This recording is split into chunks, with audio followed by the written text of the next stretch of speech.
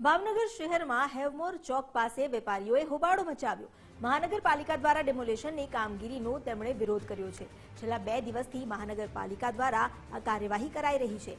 અડચણરૂપ દબાણ કરતા મહાનગરપાલિકાની લાલ આંખ। મનપાની કાર્યવાહી સામે વેપારીઓએ વિરોધ નોંધાવ્યો। મોટી સંખ્યામાં વેપારીઓ ભેગા થઈને વિરોધ કર્યો। ભાવનગરની હેવમોર ચોક વિસ્તાર છે તે વિસ્તારમાં મેન બજાર આવેલી છે ને ગઈકાલે મનપા દ્વારા જે ડિમોલેશન કરવામાં આવ્યું તેના જ વિરોધમાં નાના મોટા જે વેપારીઓ છે તે અત્યારે અહીંયા જોવા મળી રહ્યા છે।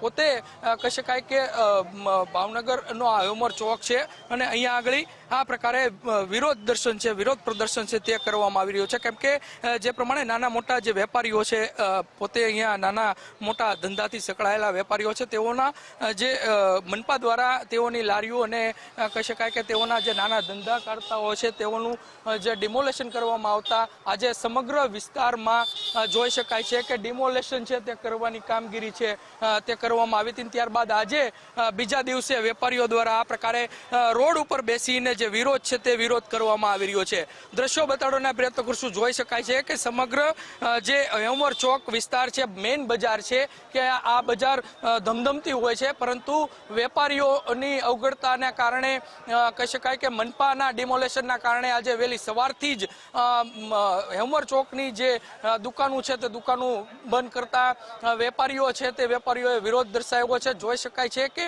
વહેલી સવારથી જ આ બજાર છે તે બજારને સ્વયંભૂ રીતના બંધ રાખવામાં આવી છે। બીજી તરફની વાત કરીએ તો જે પ્રમાણે મનપા દ્વારા જે ડિમોલેશનની કામગીરી કરવામાં આવી તેમાં ચોક્કસથી કહી શકાય કે જે વેપારીઓ છે તે વેપારીઓએ વિરોધ દર્શાવ્યો। ફરી એક વખત દ્રશ્યો બતાડવાના પ્રયત્ન કરશું।